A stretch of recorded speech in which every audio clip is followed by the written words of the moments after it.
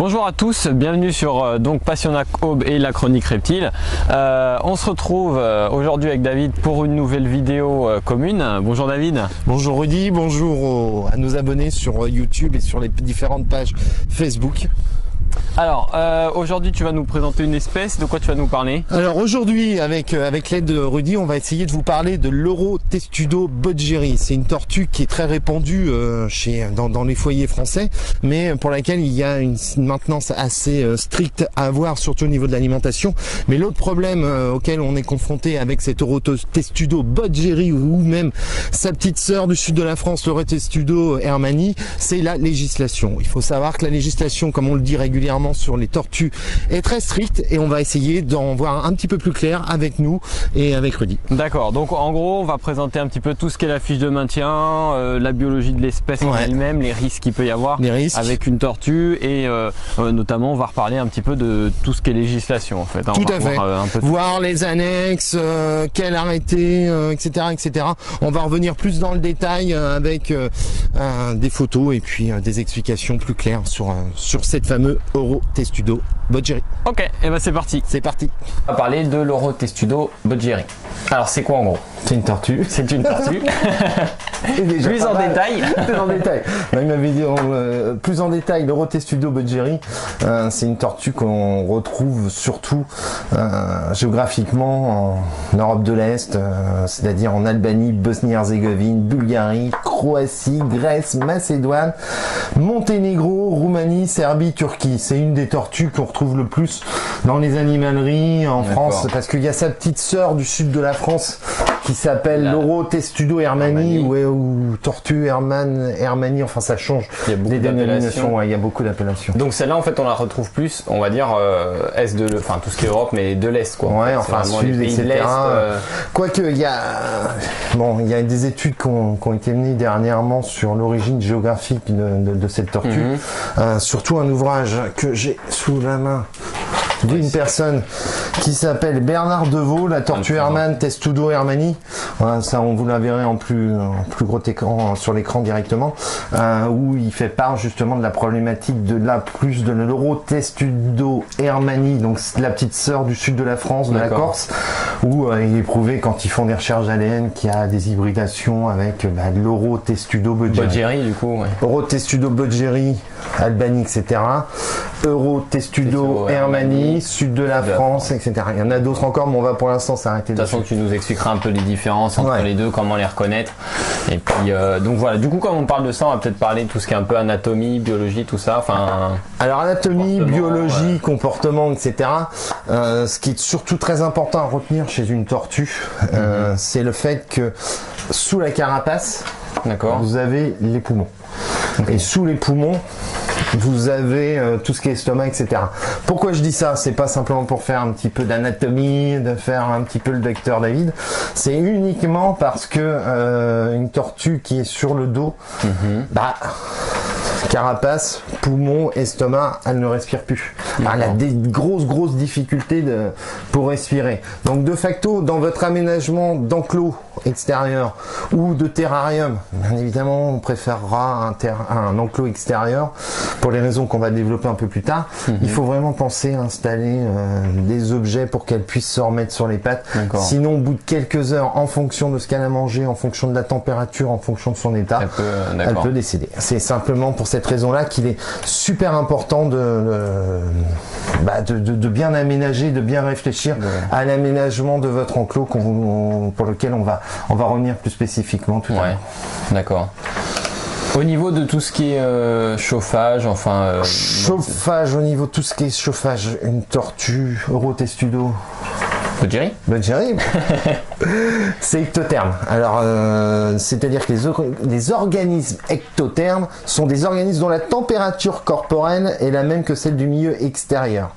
C'est-à-dire qu'elle va, s'il fait 15, elle va être à 15, s'il fait 30, elle va être à 30, contrairement à nous, qui différencie tout ce qui où on se régule notre température naturellement. Donc le point chaud, point froid, on va essayer d'avoir quand même sur un terrarium la question du point chaud, point froid se pose sur un terrarium, c'est-à-dire une lampe chauffante 24-26 degrés grand max. Moi je préfère, de toute façon je les préfère dehors, mais temporairement les avoir en terrarium parce qu'elles sont juvéniles, je sais, même juvéniles il faut faire hiberner, mais comme je l'avais dit la dernière fois lorsque j'ai présenté la salle d'élevage, j'ai décidé autoritairement et anarchiquement en ce qui me concerne, les petites qui arrivent, dont je ne sais pas quelle a été leur alimentation, de ne pas les faire hiberner. Et puis il y a quand même un risque, je pense l'hibernation sur les tortues, même moi dans mon entourage, des amis même qu'on a en commun, qu'on fait des périodes hivernales et avec des décès. Moi je trouve que c'est assez dangereux de faire hiberner quand elles sont jeunes. Tu risques de te faire des amis parce qu'il y a une... Bon, c'est la terrariophilie de toute manière. Voilà, il y en a toujours qui diront blanc, d'autres noirs. Moi ce que je vois c'est que par expérience de mon entourage, il y a souvent des décès sur les tortues jeunes en tout cas, sur l'hibernation. Il y a toujours un risque qui est là. Surtout qu'on est même si on les fait hiberner en intérieur, dans le garage, etc. C'est toujours un risque. Moi je préfère attendre et d'être sûr qu'elles ont une bonne alimentation, de les avoir bien suivies, de manière à pouvoir être tranquille et être assuré. Je pense qu'une période d'hivernation, de repos, c'est mieux que d'hibernation. Après coup, bon voilà. Mais de toute manière, dans nos contrées, dans le sud de la France, tout ce qui est au nord de Lyon, c'est le nord. Mais dans l'Aube, on peut pas les laisser dehors. Il y en a qui vont vous expliquer qu'il faut mettre ci, il faut mettre ça, etc., etc. Moi, je le fais pas. Après, chacun voit. Mais je les critique pas. Chacun fait comme il veut. Ok. Au niveau des différences, parce que tu nous parlais que ça se ressemble un petit peu les Boggeri, Hermanni. Une tortue, si on peut en voir une. Je te remercie. Qu'on puisse voir un petit peu parce que elles se ressemblent, parce que tout à l'heure tu parlais que y a pas des risques, mais qu'il y avait souvent des accouplements entre ces deux espèces, que c'était possible et que des hybridations. Voilà, qu'il y avait des hybridations, donc je pense qu'elles sont assez communes, mais pourtant il y a des différences. Je me permets. Vas-y. Remets ton petit micro. On est assez intime, on est dans une pièce. Voilà. Hop là. Donc là, une Neurotestudo Boggeri. Celle-ci, elle a que. Elle a qu'un an. De plus. Bon, je pense qu'on fera on s'approchera un peu plus. On discute technique, vous m'excuserez, on refait moi tout à l'heure. Et on voit bien sur les motifs dorsaux que c'est beaucoup plus clair, il y a beaucoup moins de noir, alors que sur l'Eurotestudo Hermanni, qui est la petite sœur du sud de la France, c'est beaucoup plus sombre. C'est déjà un élément important sur l'identification.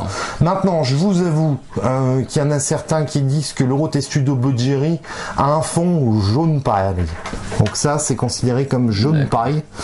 En revanche, tu as aussi sur le devant de la carapace, je crois, il y a une petite différence aussi. Il y a une petite différence aussi. Un peu moins coloré ou plus coloré. Un peu moins coloré. Pareil que ce qu'on disait, c'est-à-dire que normalement l'Eurotestudo Hermanni est beaucoup plus foncé dessus et pareil derrière. Donc c'est la raison pour laquelle elle est.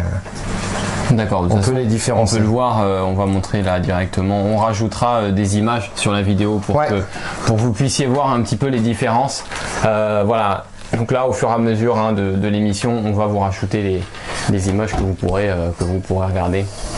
Heureusement que j'ai pas embarqué le micro. Un peu plus d'informations, oui.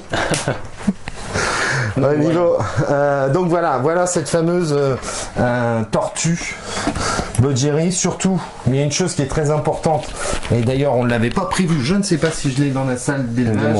Bien sûr, j'en ai pas, c'est l'hydroalcoolique. Après, c'est de laver les mains. Comme je pense, je le rappelle, ça peut paraître évident pour certaines personnes, mais peut-être que pour d'autres, voilà. De toute façon, pour toute manipulation de reptiles, on se désinfecte, donc, ça va dans les deux sens, les microbes. Donc, voilà le mauvais exemple de ce qu'il faut pas faire lorsqu'on manipule une tortue et qu'on enregistre une émission. C'est pas se laver les mains, c'est parce que le produit est sur le chariot d'entretien qui est derrière, donc je vais pas abandonner Rudy devant nos abonnés. Petit moment de solitude. Par contre, au niveau il y a des espèces comme tout à l'heure, on parlait du futur projet de la tortue alligator. Est-ce que sur des espèces comme ça, manipulation, il y a des risques, il n'y a pas de risque? Est-ce que c'est facile? Il n'y a pas il y a pas de risque du tout sur ce type de tortue. Parce que je sais qu'il y a des tortues qui ont un long cou, qui peuvent se retourner. C'est celles qui sont au niveau législatif. De toute façon, tout est bien cadré. Ma petite tête. on commence à bien maîtriser la législation, mais il faut encore que je jette un coup d'œil à mon pense-bête, c'est-à-dire que vous avez l'arrêté du 21 novembre 97 qui donne la liste complète des animaux dangereux, comme ces fameuses tortues Macroclémis, Macroctéminki, qui peuvent se retourner, ou d'autres tortues, mais celle-là, non. Voilà, ça, il n'y a pas de risque. Il n'y a pas de risque de ce côté-là. Au contraire, c'est elle qui est en danger, surtout quand c'est juvénile.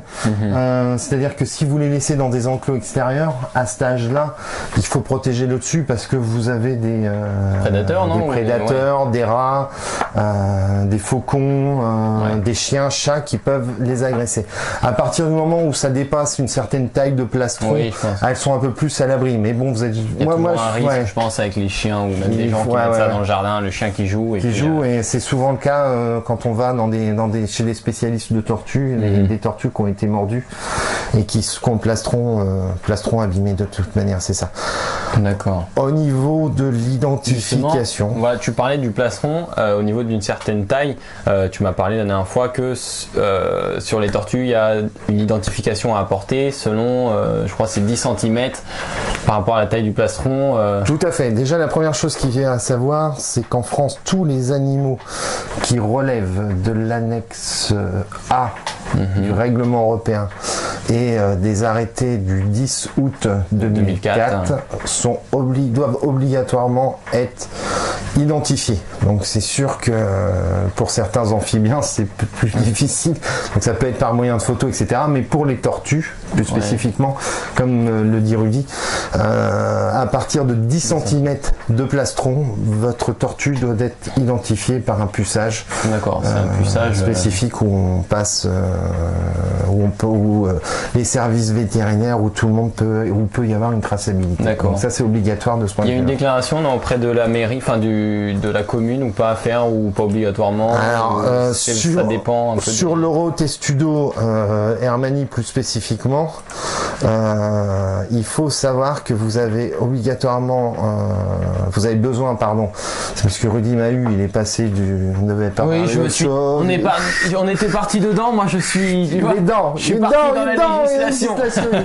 Je suis parti dans la législation. Donc, vu qu'on est dans la législation, Rudy, on y reste. On reviendra un petit peu sur l'alimentation, tout ça, un petit peu plus tard. Donc, l'Eurotestudo Bodgeri, qui est une tortue.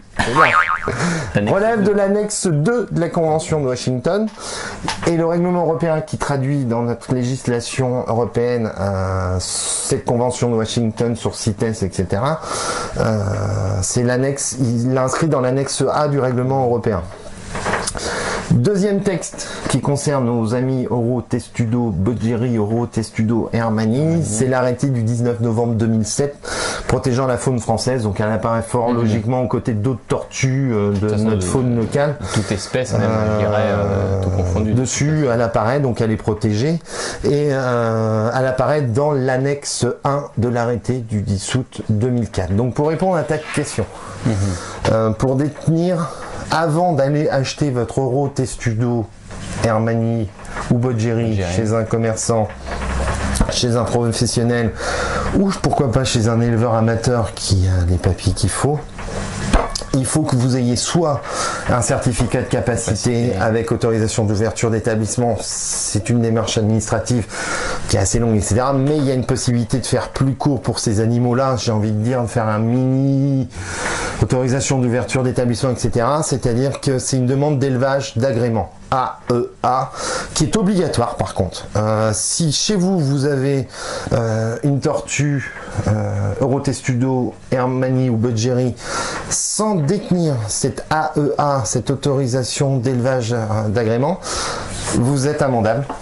Maintenant, si vous avez les tortues de manière licite, le MCFS sera peut-être gentil avec vous. Faut qu'il y ait une traçabilité de l'animal qui a été acheté. C'est-à-dire que. Tout à fait. C'est-à-dire que quand vous achetez une espèce, on doit vous remettre traçabilité. C'est un document qui prouve que l'animal est bien né en captivité, n'a pas été prélevé dans la nature. C'est pour éviter les trafics. avec une photo dessus qui identifie exactement l'animal, étant donné que quand vous l'achetez, si vous l'achetez juvénile, puisque rappelez-vous ce que j'ai dit. C'est à partir des 10 cm qu'il faut le puçage. Le puçage, donc quand c'est obligatoire. C'est une photo qu'on a dessus pour l'identifier. Je me permets juste ajouter, du coup, par rapport à ça, donc il y a un CERFA qu'on pourra mettre, on pourra mettre la description sur la vidéo. Donc le CERFA, c'est le 12444 étoile 01. Mais on mettra le lien. 447. J'ai dit combien? 12 444. 47. Voilà. Donc la prochaine vidéo que nous allons vous proposer, c'est Rudy révise les chiffres et les nombres. Oui, désolé, non, c'est... voilà. Alors, sinon, on a donc dans les petits papiers qui traînent là, voilà, donc c'est une autorisation de détention, référence réglementaire, l'arrêté ministériel du 10 août 2004. Vous avez déposé auprès de mes services une demande d'autorisation de détention d'animaux d'espèces domestiques, etc. Et ça autorise la détention jusqu'à 6 espèces. D'accord. 6 espèces. Ne commettez pas l'erreur que j'ai fait moi en pensant que c'est 6 espèces de chaque famille. Donc je demande la Rotestudo hermanni. Non, 6 espèces. Ça peut pas. Tout compris. C'est-à-dire 6 espèces qui relèvent de l'annexe 1 des arrêtés du 10 août 2004. C'est-à-dire la Strokelis, Radiata, etc. Vous ne pouvez pas dépasser 6 espèces. Au-dessus de 6 espèces, CDC obligatoire, AOE obligatoire. AOE obligatoire. Et il y a beaucoup de gens, je pense, qui sont malheureusement mal renseignés là-dessus et qui sont malheureusement dans l'illégalité sans le savoir. Dans l'illégalité sans le savoir. Donc j'ai trouvé sur internet. Par expérience d'ailleurs. Enfin oui, on en connaît. Mais même aussi, je sais pas si tu te rappelles, petite anecdote quand on a discuté avec monsieur. La personne qui l'a appelé, une dame pendant qu'on discutait avec lui, une dame qui a appelé justement pour se renseigner par rapport à ça. Donc voilà. Donc j'ai une note technique du 25 août 2014 qui reprend exactement la conduite relative au traitement des demandes de régularisation déposées par des personnes détenant sans autorisation préfectorale de détention les animaux d'espèces inscrites à l'annexe A du règlement. Enfin, en gros, c'est une note technique à destination des directions départementales des DCSPP pour la conduite à tenir quand quelqu'un se fait attraper avec une tortue sans autorisation, sans son élevage d'agrément. Donc il faut savoir que c'est très clair, c'est net, c'est précis, c'est sans bavure. En règle. Vous arrivez à prouver l'origine licite de vos tortues. Vous avez le petit document CITES. On va vous régulariser. Si vous avez de la chance, on va pas vous tirer l'oreille. On va vous régulariser. On va vous expliquer qu'il faut quand même se renseigner. Et on va vous faire une autorisation d'élevage d'agrément a posteriori. Ça, c'est la première chose. Tout se passe bien. La deuxième chose, c'est cas où un ou plusieurs animaux détenus n'ont pas une origine traçable. C'est-à-dire que c'est papy, c'est mamie qui l'avaient, etc., etc. On ne sait pas d'où ça vient, on ne sait pas trop d'où ça vient. Là, c'est problématique. Mais vous pouvez encore vous en sortir. C'est-à-dire que votre autorisation d'élevage d'agrément va être donnée a posteriori. Ces animaux-là vont être entrés dans une liste d'animaux non traçables avec une identification, je vais y arriver, spécifique. Et vous n'aurez pas le droit, bien sûr, de vendre ces animaux, vous n'aurez pas le droit de les reproduire, etc., etc. Et en fait, le mieux, je pense que même si vous avez une tortue et que vous n'êtes pas dans la légalité, je pense, n'attendez pas la dernière minute, prenez plutôt de l'avance, lancez les démarches, allez la faire pucer, essayez d'avoir un maximum de papier. Je vous rappelle juste une chose, si vous attendez et que vous êtes par exemple par l'ONCFS saisi de l'espèce, elle ne vous sera pas rendue même si vous avez après par exemple le CDC ou la OE, peu importe. Donc le mieux c'est prenez les devants, faites le nécessaire, essayez de voir les vétérinaires et d'avoir le maximum de documents. Je pense que c'est assez facile, on va dire, tout du moins pour la tortue. Je parle pas du CDC de la OE, mais d'avoir ce document qui peut permettre la demande d'élevage d'agrément, c'est juste qu'il faut vraiment que vos tortues vous ayez une origine légale. Traçabilité. En fait, vous êtes en vacances dans le sud de l'Europe ou dans le Maghreb, n'achetez pas des tortues dans les marchés. Je crois que même il y en a à Marseille.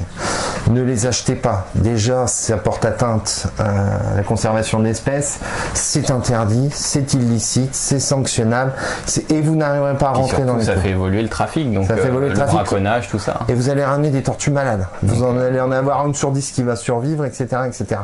Une tortue s'achète chez un avec un document. Déjà, si vous n'avez pas un document prouvant l'origine de cette tortue, c'est qu'il y a anguille sur roche, il y a une embrouille. Donc, de toute façon, vous serez ennuyé. Sachez que de toute manière, vous serez jamais régularisé. Si votre tortue, vous l'avez ramenée d'un voyage, ça sera pas régularisé. Vous aurez des sanctions, des poursuites et tout ce qui s'ensuit. Donc c'est tellement plus simple. Comme je dis souvent, il faut mieux faire le maximum pour respecter la législation parce que elle est tellement compliquée qu'on peut zapper quelque chose sans vouloir. De toute façon, je pense que prendre un animal sur un coup de tête, peu importe l'espèce, je pense que c'est pas forcément une bonne chose. Donc, c'est clair. Quand on veut vraiment un animal, on s'y intéresse un minimum avant et voilà, on se renseigne, on prépare le terrarium. Et puis tout ça, quoi. Si toutefois vous vous rendez compte avec nos vidéos que vous êtes dans l'illégalité, vous pouvez contacter une association qui peut vous accompagner dans une démarche de légalisation, parce que si la tortue vient de papy, vient de tonton qui est décédé, vient de ci ou ça et qu'il l'a depuis 15 ans, je pense que comme c'est indiqué dans cette note technique du 25 août 2014, il y a possibilité de faire quelque chose à partir. Surtout que les gens qui font les réglementations sont pas là uniquement pour taper sur les doigts des gens. Si on travaille dans ce domaine-là, c'est qu'on aime les animaux. Voilà, seulement ces gens-là, ce qu'ils veulent, c'est que ça ne vienne pas de braconnage, que ça soit encadré, et que je pense que s'il y a une solution pour arranger, ils font le nécessaire. Donc il n'y a pas de. Si vous avez des hésitations, rapprochez-vous d'associations, rapprochez-vous de la DCSPP, j'y arrive, c'est maintenant, de NCFS, etc., etc. On insiste lourdement, c'est pas pour paraître être les gentils, mais c'est nécessaire, il faut pas plaisanter là-dessus, et ça en va, entre guillemets, de la crédibilité des personnes détentrices des tortues. Rudy, du coup, parce que je t'avais coupé un petit peu, j'étais parti dans ma législation. Et ben on continue quand même pour la peine. Donc, c'est vrai, important. Voilà. Maintenant qu'on y pense. Le registre des entrées et sorties, qu'est-ce que c'est? D'ailleurs, je pense que tu as le petit bouquin. T'embête pas, je vais y aller. Vas-y, je vais expliquer. Alors, tu vas nous expliquer. Quand vous faites votre demande d'élevage d'agrément, vous allez recevoir un arrêté préfectoral où tout est stipulé dedans, les conditions de maintenance, d'accessibilité pour d'éventuels contrôles de la part de l'ONCFS ou de la DDCSPP. La mairie va être informée que vous avez cette autorisation de détention et on va vous demander un registre des entrées et des sorties. Première chose, ce document-là, je l'ai trouvé sur la ferme tropicale. La ferme tropicale, mais je crois aussi qu'on peut le trouver, de toute façon même sur Google, on tape registre, je crois que la FNAC, je peux l'avoir aussi. Il y a plusieurs endroits, il y a aussi une version téléchargeable que vous pouvez imprimer. Moi j'ai préféré ce système-là, parce que ce registre des entrées-sorties doit être signé par le maire de votre commune, première et dernière page. Dans lequel vous allez inscrire Oro, Testudo, Bodgeri, l'origine avec la référence, pour retrouver le papier qui prouve l'origine de cette tortue, etc., etc. Excuse-moi, je t'ai interrompu juste parce que je crois qu'il y en a deux. Il y en a un aussi pour l'achat et vente, il me semble. Enfin, je sais qu'il y a 2 modèles de registre et il y en a un. Il y en a un, c'est ce que je t'ai expliqué tout à l'heure. C'est-à-dire que ça, c'est le registre des entrées et sorties d'animaux d'espèces domestiques détenus en captivité. Et on devait regarder avant de faire l'émission. C'est vrai, mais lancé dans l'euphorie du. Dans l'euphorie de la carrière. La carrière, je faisais référence au début au lancement de notre émission. C'est un registre si vous faites des démonstrations à l'extérieur. C'est ça. Alors c'est compliqué tout ça parce qu'il faut un certificat de capacité sur faire des démonstrations à l'extérieur, mais si vous avez un capacitaire avec vous qui vous demande de mettre à disposition un de vos animaux, c'est-à-dire qu'une tortue Rotogiri, étant donné qu'elle relève, elle est une 2A, une annexe 2A, elle est très protégée, donc normalement vous devez avoir un autre registre dans lequel, quand ça sort de l'établissement, c'est-à-dire que il est dimanche 9h, je pars faire une formation auprès de Pierre, Paul, Jacques ou Micheline. Je dois noter sur mon registre des entrées-sorties, sortie de Caroline, l'Eurotestudo Bodgeri pour la formation machin truc muche. Je pars, je fais ma formation, je reviens, elle rentre dans l'établissement. Donc bon, c'est sûr que c'est un petit peu besogneux, mais c'est un élément qui est aussi normalement nécessaire. On viendra aussi plus en détail sur la prochaine vidéo concernant le CDC.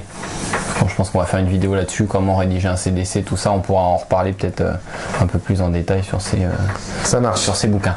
Pas de problème de ce côté-là. Donc c'est la première information. Et puis encore une fois, avoir bien le document CITES qui prouve l'origine légale. C'est la GoPro qui vient de s'arrêter. L'origine légale de l'Eurotestudo Bodgeri. Alors, on a fait la législation, on t'a mis un petit peu le chantier dans l'exposé, ton souk.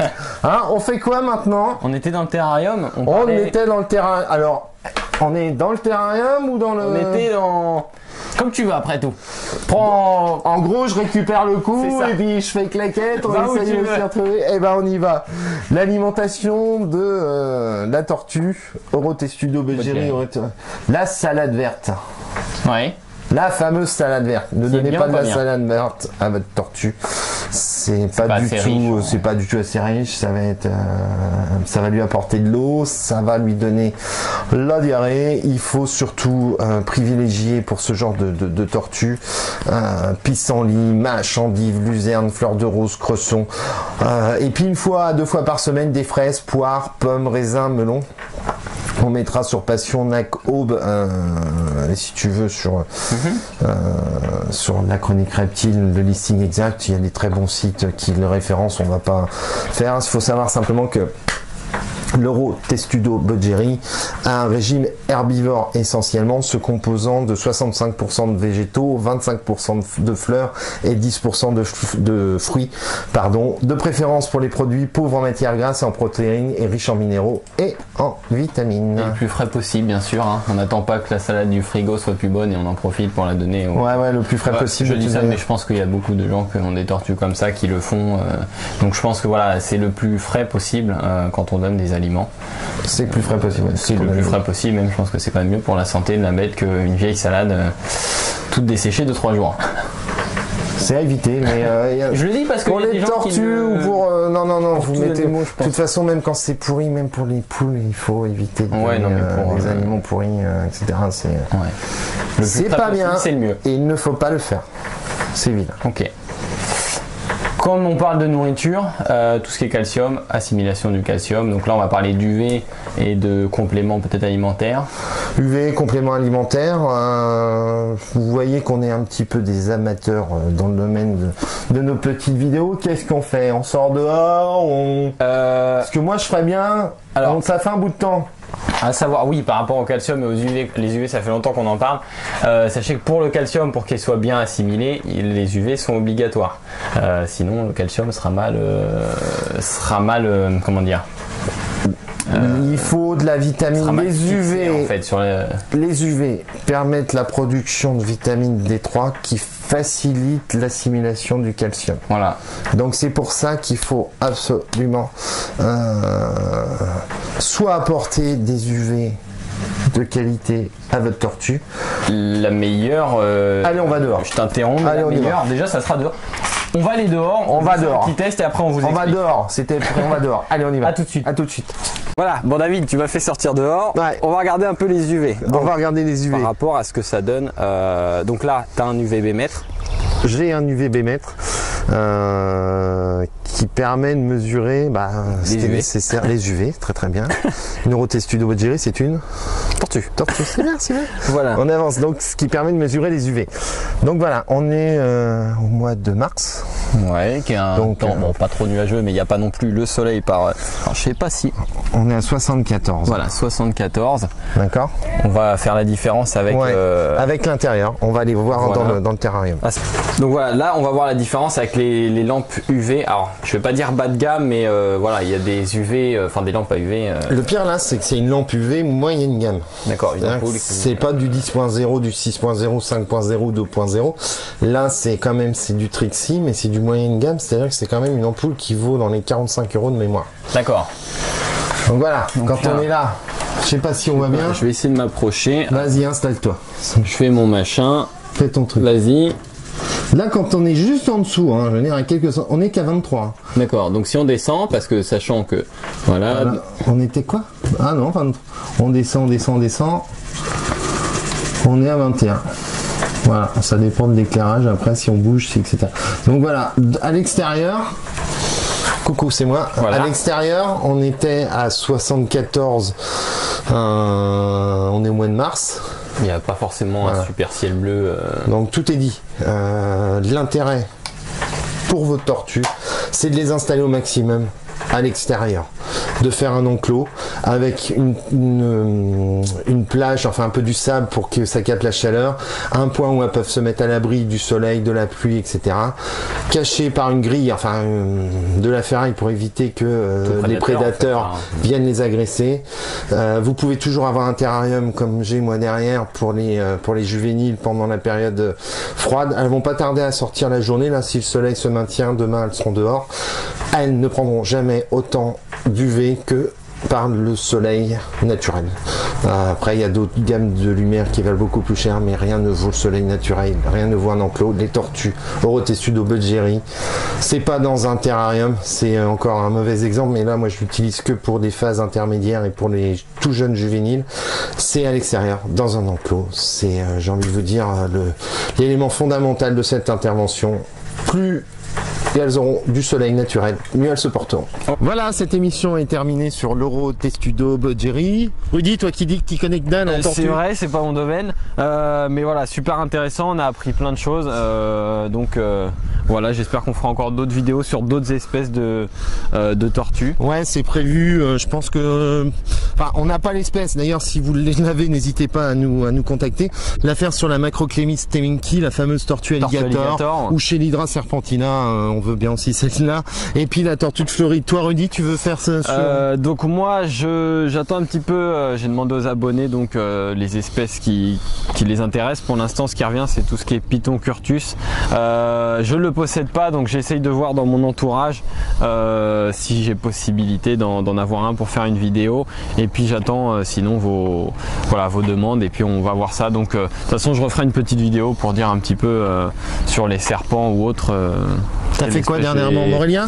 Là, qui est sorti hier, le Morelia, ouais. D'accord. Futur projet sur Passion Nacob, la chronique reptile au niveau du matériel. Oui, on a un petit projet donc avec David, hein, donc de gecoléopard.com, le site que je vous parlais sur la vidéo pour tout ce qui est matériel, où on a eu l'idée en fait de présenter et expliquer un peu le matériel. La dernière fois, on m'a souvent parlé d'un thermostat. Mais qui était compliqué à régler, si je dis pas de bêtises. C'est le thermostat de chez Trixie, ouais, enfin, il existe en thermostat hygrostat et en thermostat simple. Voilà, c'est un super thermostat mais qui est un peu difficile à mettre en place, donc on s'est dit qu'on allait sûrement présenter des articles comme là le Reptirène, ça serait intéressant d'expliquer comment ça fonctionne. Et puis surtout avoir l'effet, parce que des fois on hésite. J'avoue que moi le premier, j'avais pris un Monsoon et j'en étais très déçu. Et le Reptirène, on va l'installer, on va le mettre en place et on en a que des effets, enfin des avis positifs de la part de collègues qui l'ont déjà utilisé.